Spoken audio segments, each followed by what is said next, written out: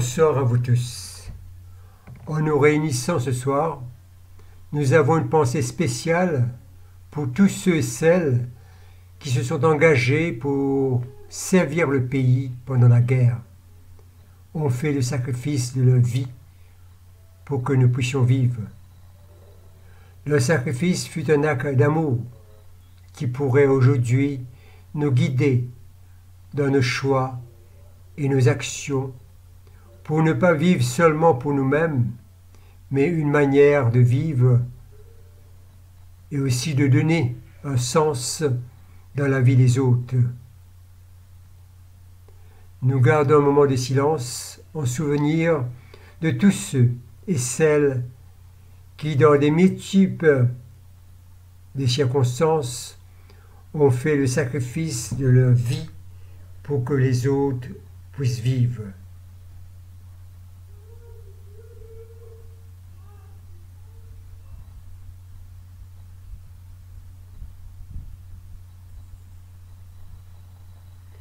Que les âmes des fidèles trépassés reposent en paix et ressuscitent en gloire. J'avais dit, les ténèbres m'écrasent, mais la nuit devient lumière autour de moi.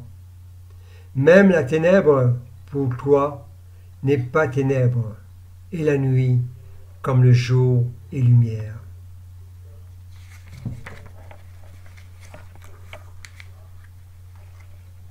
Chers amis dans le Christ, en silence, en présence du Dieu Tout-Puissant, et d'un cœur docile et pénitent, confessons nos péchés, pour que dans sa bonté infinie et sa miséricorde, il nous accorde le pardon. Ensemble, nous disons, Dieu de miséricorde, nous confessons que nous avons péché contre toi, en pensée, en parole et en acte, par ce que nous avons fait et ce que nous avons omis de faire. Nous ne t'avons pas aimé de tout notre cœur, nous n'avons pas aimé notre prochain comme nous-mêmes. Nous regrettons sincèrement ces fautes, humblement nous nous en repentons. Pour l'amour de ton Fils Jésus-Christ, prends pitié de nous et pardonne-nous. Alors ta volonté fera notre joie, et nous pourrons marcher dans tes chemins pour la gloire de ton nom. Amen. Que le Dieu Tout-Puissant vous fasse miséricorde, qu'il vous pardonne vos péchés, par Jésus-Christ notre Seigneur, qu'il vous affermisse en tout bien, par la puissance de l'Esprit Saint, qu'il vous garde pour la vie éternelle. Amen. Nous allons maintenant écouter le chant « Come bless the Lord ».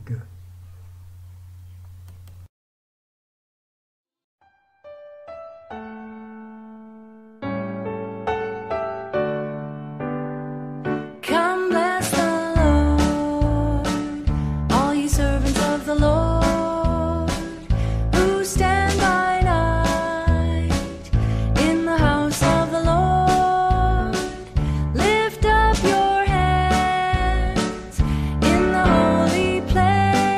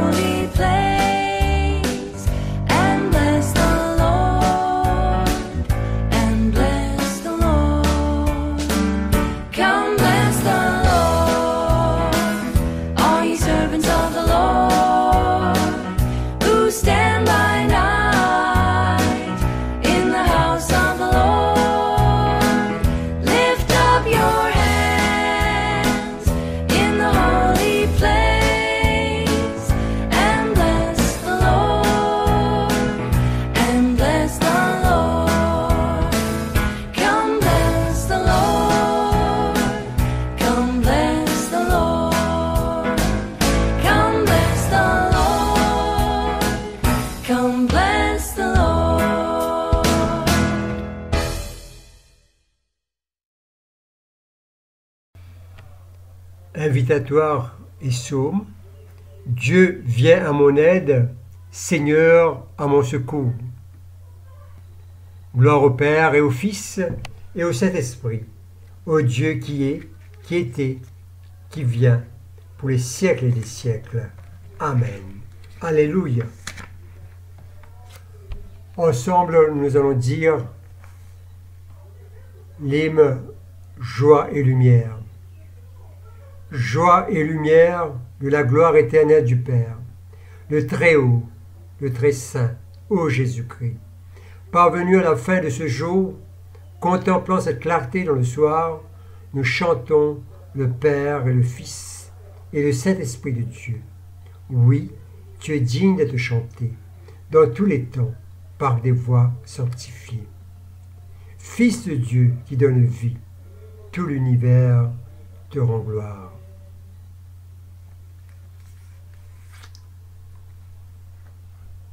Nous allons écouter les lectures proposées pour ce soir. Écoutons et méditons les psaumes 37. Conseil pour se conduire avec sagesse et aimer Dieu, de David. Ne te mets pas en colère contre les gens mauvais. Ne sois pas jaloux des gens malhonnêtes. Oui, ils sécheront aussi vite que l'herbe. Comme les feuilles vertes, ils se faneront. Mets ta confiance dans le Seigneur, fais ce qui est bien. Alors, tu resteras dans le pays en toute sécurité. Trouve ta joie dans le Seigneur. Il te donnera ce que ton cœur désire. Confie ta vie au Seigneur et confiance en lui, et il agira. Il fera paraître ton innocence comme la lumière du matin, et ta juste cause comme le soleil de midi. Reste en silence devant le Seigneur, attends-le. Ne te mets pas en colère contre celui qui réussit, contre l'homme qui fait de mauvais coups. Laisse la colère, ne sois pas furieux. Calme-toi, sinon cela va mal finir. Oui, ceux qui font du mal seront supprimés, mais ceux qui comptent sur le Seigneur posséderont le pays. Encore un peu de temps, il n'y aura plus d'homme mauvais. Tu regardes l'endroit où il était, il n'y a plus personne. Mais les gens simples posséderont le pays. Ils goûteront une grande paix. L'homme mauvais prépare de mauvais coups contre celui qui obéit à Dieu. Contre lui, il montre ses dents menaçantes. Et le Seigneur se moque de l'homme mauvais, car il voit venir le jour où il sera jugé. Les gens mauvais prennent leur lance, ils préparent leur arc pour faire tomber le malheureux et le pauvre, pour tuer l'homme qui suit le bon chemin. Mais cette lance entrera dans le cœur des gens mauvais, et leurs arcs se briseront. La pauvreté de celui qui obéit à Dieu vaut mieux que la richesse de tous les gens mauvais. Oui, le pouvoir des méchants sera détruit, mais le Seigneur soutient ceux qui lui obéissent. Le Seigneur connaît la vie de ceux qui se conduisent parfaitement. Le pays qu'ils ont reçu en partage leur appartiendra pour toujours. Quand le malheur viendra, ils ne seront pas couverts de honte. Quand la famine sera là, ils mangeront bien. Oui, les gens mauvais vont mourir. Les ennemis du Seigneur disparaîtront comme l'herbe des champs. Ils partiront en fumée. En fumée, ils partiront. L'homme mauvais emprunte, il ne rend pas. Mais celui qui obéit à Dieu a pitié, il partage. Ceux que le Seigneur bénit posséderont le pays. Ce qu'il maudit sera supprimé. Quand la vie de quelqu'un plaît à Dieu, le Seigneur l'aide à marcher avec assurance. S'il perd l'équilibre, il ne tombe pas. Le Seigneur le tient par la main.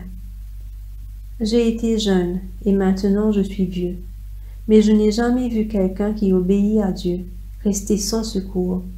Je n'ai jamais vu ses enfants mendier la nourriture. Tous les jours, celui qui obéit à Dieu a pitié et il prête. Ses enfants sont pour lui une bénédiction. évite le mal, fais ce qui est bien, et tu habiteras ce pays pour toujours. Oui, le Seigneur aime ce qui est juste. Il n'abandonne pas ses amis fidèles. Il les garde pour toujours. Mais les enfants des gens mauvais seront supprimés. Ceux qui obéissent à Dieu posséderont le pays. Ils y resteront pour toujours. L'homme qui obéit à Dieu dit ce qui est sage. Sa bouche exprime ce qui est juste. La loi de son Dieu est dans son cœur. Il ne risque pas de tomber. Les gens mauvais attendent celui qui obéit à Dieu.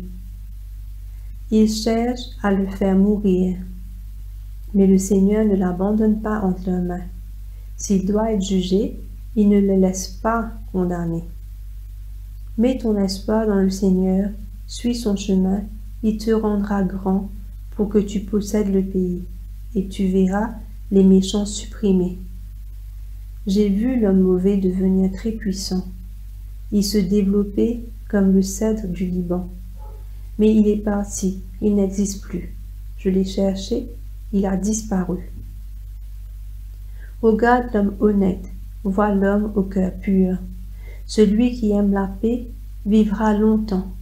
Au contraire, les pécheurs seront détruits tous ensemble, et les enfants des gens mauvais seront supprimés. Le Seigneur sauve ceux qui lui obéissent. Quand un malheur arrive, il les protège avec puissance. Le Seigneur les aide et les délivre. Il les délivre des gens mauvais et il les sauve, parce qu'ils s'abritent en lui.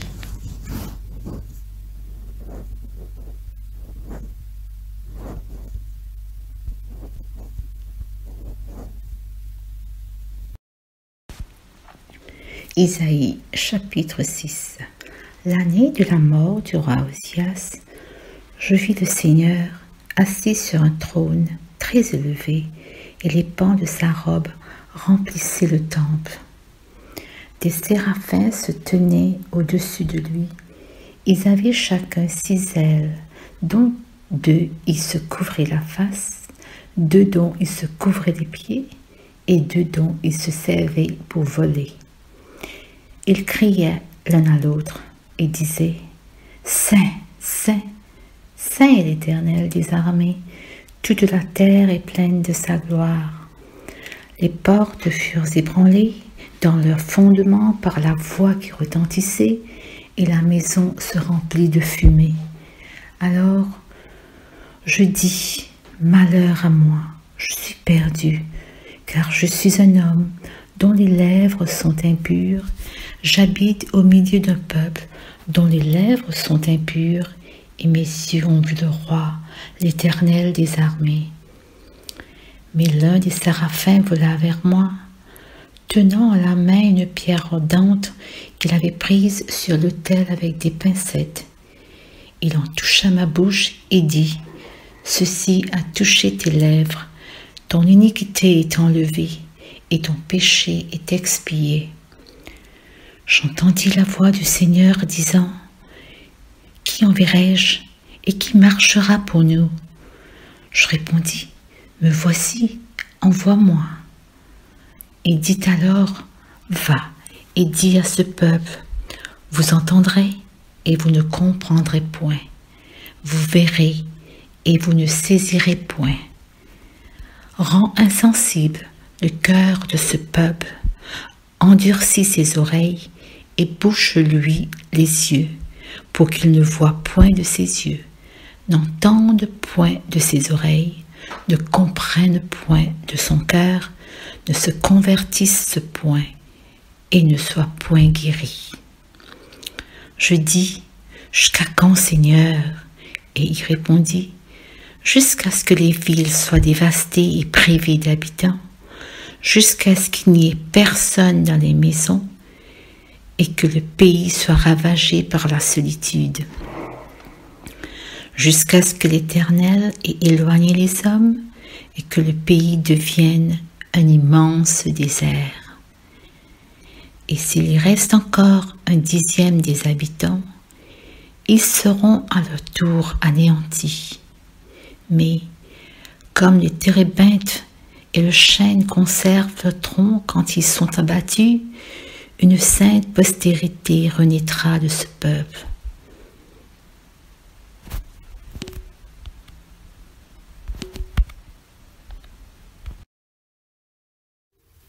Au sujet de la colère. Vous avez appris qu'on a dit à vos ancêtres, « Tu ne dois tuer personne. Celui qui tue quelqu'un, on l'amènera devant le juge. » Mais moi je vous dis, si quelqu'un se met en colère contre son frère ou sa sœur, on l'amènera devant le juge. Si quelqu'un dit à son frère ou à sa sœur, « Imbécile », on l'amènera devant le tribunal. Si quelqu'un insulte son frère ou sa sœur, cette personne mérite la terrible punition de Dieu. Donc supposons ceci. Tu viens présenter ton offrande à Dieu sur l'autel. À ce moment-là, tu te souviens que ton frère ou ta sœur a quelque chose contre toi. Alors, laisse ton offrande à cet endroit, devant l'autel, et va d'abord faire la paix avec ton frère ou ta sœur. Ensuite, reviens et présente ton offrande à Dieu. Quand tu es encore sur la route du tribunal avec ton adversaire, mets-toi vite d'accord avec lui. Sinon, il va te livrer au juge, le juge va te livrer à la police et on va te jeter en prison. Je te le dis, c'est la vérité. Tu ne sortiras pas de là si tu ne paies pas tout l'argent que tu dois. Au sujet de l'adultère. Vous avez appris qu'on a dit à nos ancêtres, ne commets pas d'adultère. Mais moi je vous dis, celui qui regarde la femme d'un autre avec envie, celui-là, dans son cœur, a déjà couché avec cette femme. Si ton œil droit te fait tomber dans le péché, arrache-le et jette-le loin de toi. Pour toi, il vaut mieux perdre une seule partie de ton corps. C'est mieux que de garder ton corps tout entier et d'être jeté dans le lieu de souffrance. Si ta main droite te fait tomber dans le péché, coupe-la et jette-la loin de toi. Pour toi, il vaut mieux perdre une seule partie de ton corps. C'est mieux que de garder ton corps tout entier et d'aller dans le lieu de souffrance. Au sujet du renvoi des femmes. On a dit aussi, celui qui renvoie sa femme doit lui remettre une lettre de divorce. Mais moi je vous dis, un homme ne doit pas renvoyer sa femme, sauf quand le mariage est contraire à la loi. En effet, quand un homme renvoie sa femme, il la pousse à commettre un adultère, parce qu'elle va se remarier. Et quand un homme se marie avec une femme renvoyée, il commet un adultère. Au sujet des serments. Vous avez appris aussi qu'on a dit à vos ancêtres, tu ne dois pas être infidèle à tes serments, mais tu dois faire tout ce que tu as juré devant le Seigneur. Mais moi, je vous dis, ne faites pas du tout de serment. Ne jurez pas par le ciel, parce que c'est là que Dieu habite. Ne jurez pas par la terre, parce que c'est l'endroit où il pose ses pieds. Ne jurez pas par Jérusalem, parce que c'est la ville du grand roi.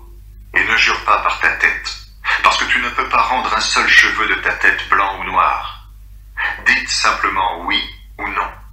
Ce qu'on dit en plus vient de l'esprit du mal.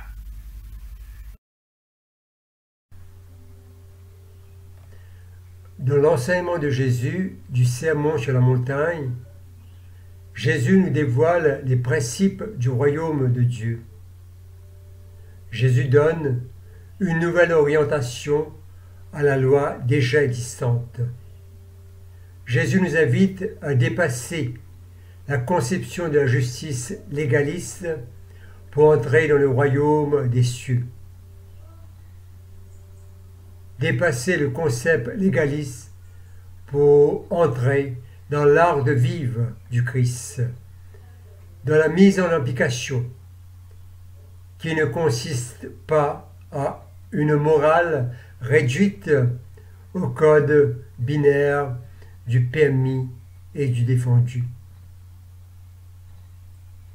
Les principes du royaume de Dieu, ce n'est pas de chercher à être en règle avec Dieu et cumuler les bons points pour avoir son droit d'entrer au paradis. Et non plus réduire simplement à une recherche individualiste pour soulager sa conscience et une fois les préceptes accomplis, mener sa petite vie tranquille à côté, sans Dieu et sans les autres. Jésus n'a pas aboli la loi et les commandements, mais les a accomplis en les radicalisant, c'est-à-dire en les ramenant à leurs racines. L'enjeu n'est pas seulement notre comportement extérieur, que ce soit dans notre relation au prochain, le lien conjugal ou dans nos serments, dans nos paroles données, mais notre intention profonde. La parole de Dieu, la loi de Dieu, ne régit pas simplement l'homme extérieur. Elle s'intéresse à toute sa personne, en partant de la profondeur de son cœur, ses motivations et ses sentiments. L'accomplissement de la loi devient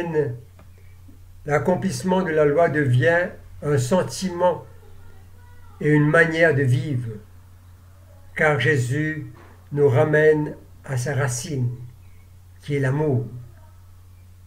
Le propos de Jésus est que nous ne vivions pas sous le mode minimaliste du permis et du défendu, mais sous celui de l'amour qui vient toucher et transformer toute notre personne. Cette loi de l'amour dépasse radicalement le classement permis et défendu. Mais avec amour, il n'y a plus de limite. Il n'y a pas un seuil au-dessus duquel on peut estimer que nous serions des gens bien, que nous en aurions fait assez pour que nous serions en règle avec Dieu. Personne ne peut accomplir la loi de l'amour par lui-même. Nous sommes tous des disciples et cela peut nous rassurer et nous empêcher de juger les autres. Nous apprenons ensemble à vivre de l'exemple de Jésus. Cet exemple qui est là, dans notre besoin de tous les jours. Jésus insiste constamment sur l'importance des relations humaines. Si nous sommes remplis de ressentiment et de colère, cela ne peut que nous conduire à plus de douleur et d'angoisse. Pour nous sortir de ce cercle vicieux, nous devons penser en termes de restauration et de réconciliation. Au-delà de ce que nous faisons, nous devons trouver une place dans nos cœurs pour être en juste relation avec les uns et avec les autres. Prendre soin les uns des autres doit être au cœur de toute notre existence religieuse et spirituelle. Un regard vers les 10 commandements nous dira que Dieu est sensible au rapport relationnel de l'humanité. 6 des 10 commandements sont axés sur notre manière de participer dans le bien-être des autres. Un acte d'amour pour les parents, le respect de la vie et des biens d'autrui. Ne pas briser le mariage des autres, ne porte pas de faux témoignages, ne pas envie ton prochain. Notre Seigneur n'est pas venu pour rendre la loi caduque, mais de donner un sens pratique et tangible, imprégné dans un lien d'amour qui découle de son commandement « Aimez-vous les uns les autres comme je vous ai aimé ». Notre Seigneur Jésus nous aime tellement et il veut que nous puissions nous aimer les uns les autres de cet même amour qu'il nous a aimés. Amen.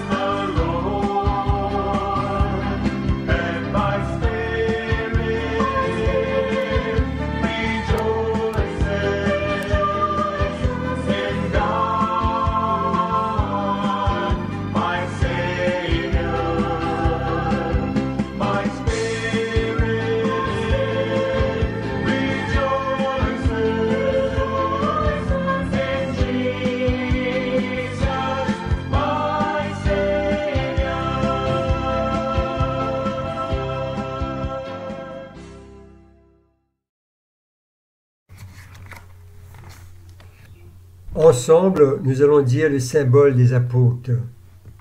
Je crois en Dieu, le Père Tout-Puissant, Créateur du ciel et de la terre, et en Jésus-Christ, son Fils unique, notre Seigneur, qui a été conçu du Saint-Esprit, est né de la Vierge Marie, a souffert sous Ponce Pilate, a été crucifié, est mort et a été enseveli, et est descendu aux enfers, le troisième jour est ressuscité des morts, est monté aux cieux, est assis à la droite de Dieu le Père Tout-Puissant, d'où il viendra juger les vivants et les morts. Je crois en l'Esprit Saint, à la Sainte Église catholique, à la communion des saints, à la rémission des péchés, à la résurrection de la chair, à la vie éternelle. Amen.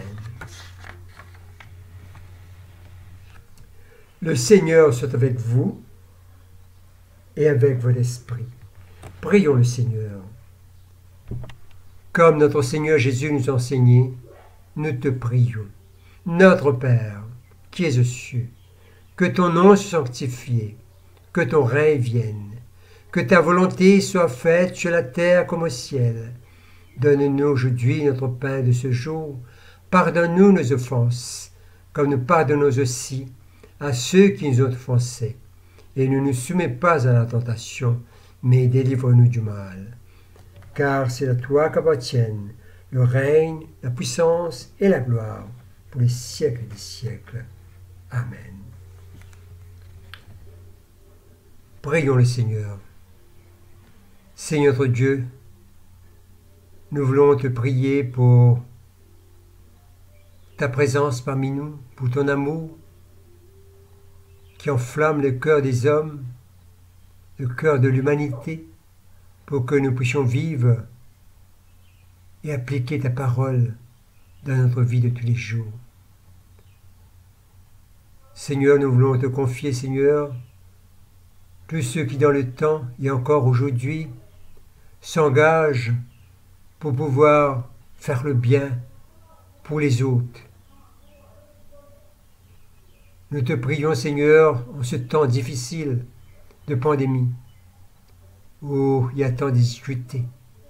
Nous prions, Seigneur, pour les organisations et les individus qui s'engagent pour apporter le nécessaire dans la vie des autres.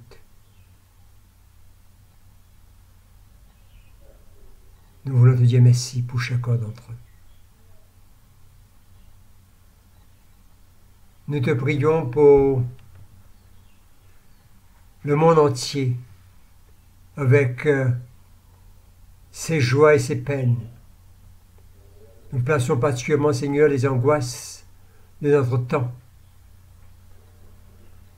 et difficultés dues aux pandémies Covid-19.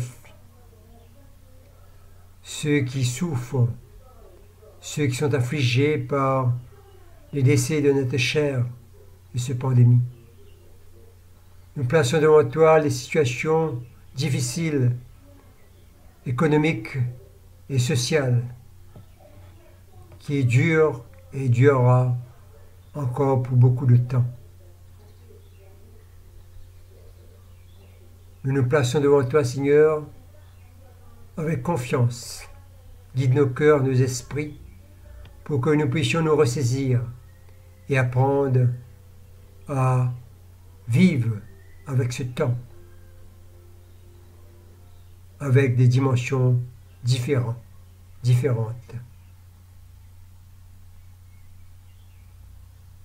Nous prions pour ceux qui sont malades. Nous pensons à ceux que nous connaissons dans notre diocèse, dans nos paroisses, dans notre famille.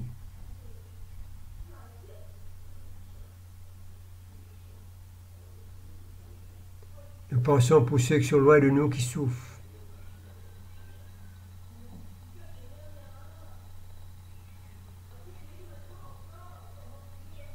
Seigneur, comme tu les visites, nous prions que ta main repose sur chacun d'entre eux et que tu leur donnes, Seigneur, une dimension nouvelle selon ta volonté. Nous prions pour notre pays. Nous prions, Seigneur, pour qu'au cœur même de toutes ces angoisses qui sont présentes, nous puissions s'engager pour une humoriste meilleure, pour une meilleure gouvernance, pour un vrai sens de justice, pour un sens de responsabilité plus profonde pour chaque citoyen de ce pays.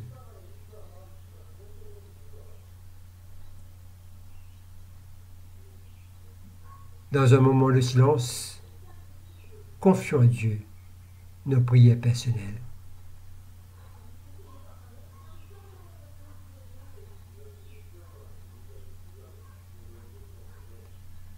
Père très saint, nous voulons te dire merci, comme tu es à l'écoute de nos prières, comme tu es attentif à nos besoins. Ainsi, avec confiance, nous élevons vers toi nos prières et nos supplications, dans le nom de ton Fils Jésus-Christ, à lui qui vit et règne avec toi et le Saint-Esprit, pour les siècles des siècles. Amen. Collecte du jour.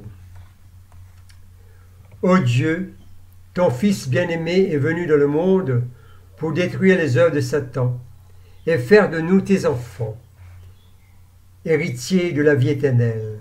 Puisque nous avons cette espérance, accorde-nous d'être purifiés à son image, afin qu'à son retour, dans la gloire, nous lui soyons semblables éternellement dans le royaume. Lui qui vit et règne avec toi et le Saint-Esprit, dans les siècles des siècles. Amen. Collecte pour la paix.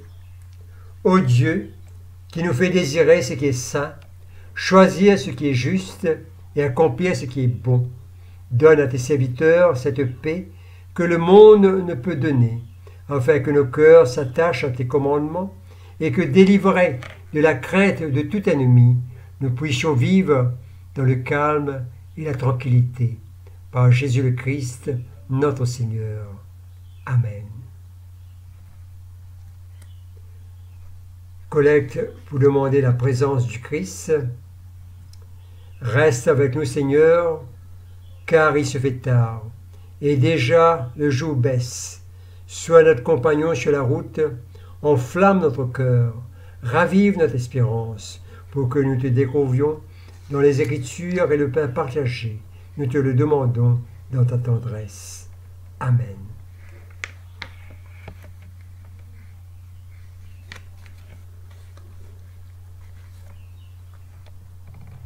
Nous allons dire ensemble la prière de Saint Jean Chrysostome.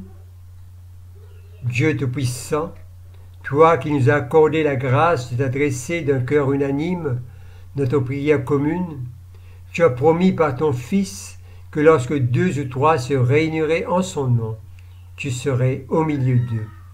Comble maintenant, Seigneur, nos désirs et nos vœux selon ce qui nous est utile. Donne-nous en cette vie la connaissance de ta vérité et dans le monde à venir la vie éternelle. Bénissons le Seigneur. Nous rendons grâce à Dieu. Ensemble, nous allons dire que la grâce de l'espérance nous comble de joie et de paix, afin que nous débordions d'espérance par la puissance de l'Esprit Saint. Amen.